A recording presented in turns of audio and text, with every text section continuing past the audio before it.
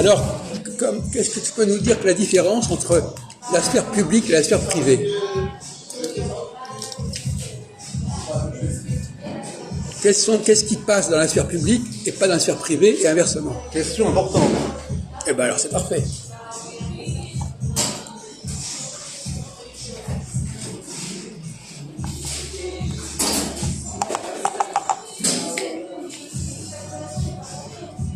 Par exemple, quels sont les comportements qui sont acceptables en privé et qui ne sont pas acceptables en public et inversement? Et qu'est-ce qui fait que certaines personnes ont des problèmes en public et pas en privé ou inversement? On prend par exemple Le problème en public, c'est la timidité. En privé, la timidité disparaît.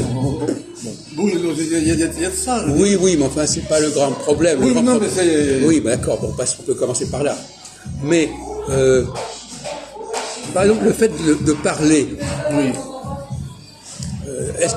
est-ce que la parole est plus libre en public ou en privé, par exemple? En privé, c'est plus libre. Comment? En privé, la parole est libre. Et voilà. En public, c'est pas libre. D'accord, c'est ça. Oui. Alors, quelles sont les choses qui sont plus libres en public, qui sont plus libres en privé qu'en public? Attendez, ou plus libres en... Alors, quelles sont les choses qui sont déconseillées en public, mais qui sont supportables en privé?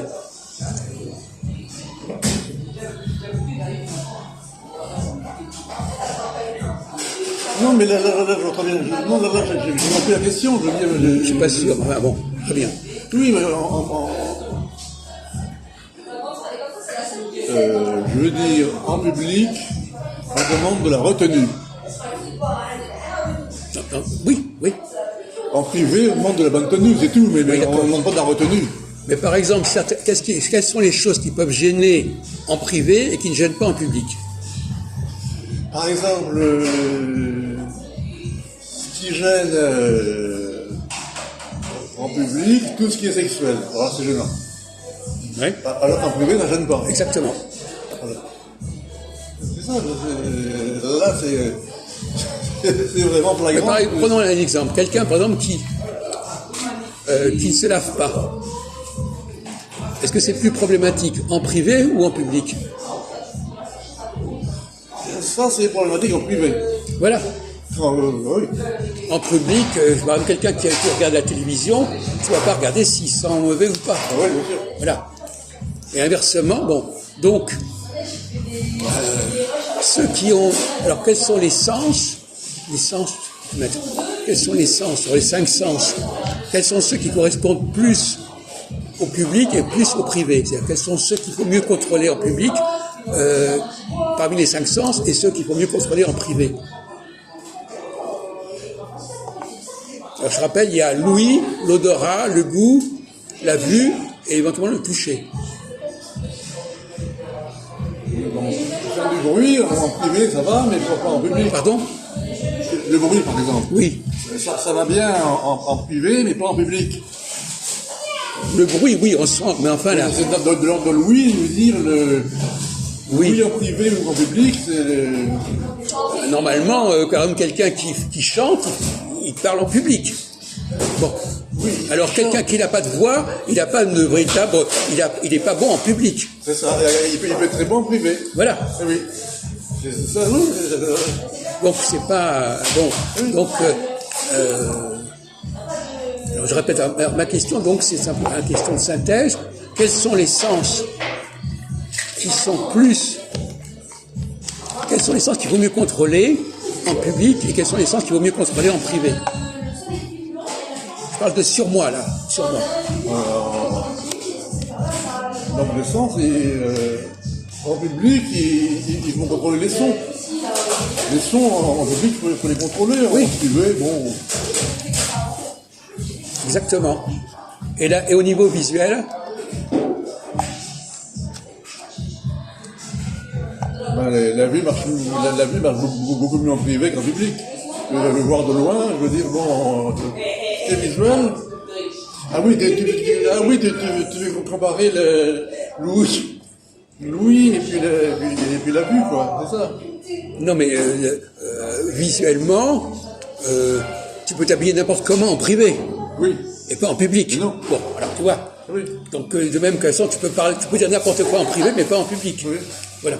Donc, dans le domaine de l'ouïe et de la vue, si tu ne te contrôles pas, tu ne passes pas en public. Ah oui.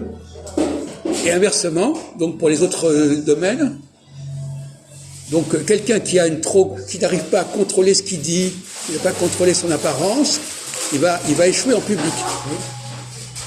Alors, est-ce que c'est les hommes ou les femmes qui sont plus concernés par ce problème?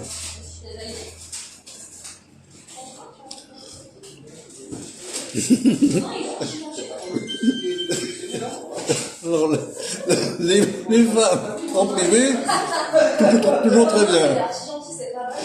En public, Tu parles de quel, dans quel domaine, dans quel domaine? non, je veux dire les femmes en privé. Bon, par exemple, admettons par exemple que les femmes ne fassent pas trop attention à ce qu'elles disent. Eh ben, en privé, ça passe très bien. Voilà, En public, ça passe pas. voilà, exactement. Eh oui. Eh oui. C'est pour ça qu'elle s'exprime. Voilà. Bon, donc, inversement, quand un homme, par exemple, fume beaucoup ou boit beaucoup, on va prendre le problème du viol, par exemple. Le viol. Oui, oui. Le viol, c'est une affaire privée ou publique? Affaire privée. Privée. Ah oui. Bon. Et donc,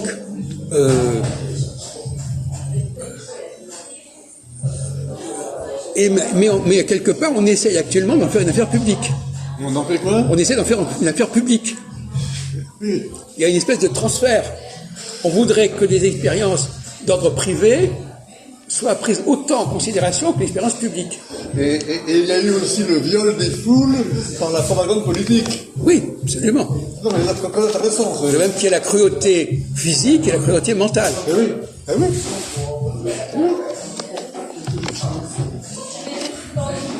Alors donc finalement,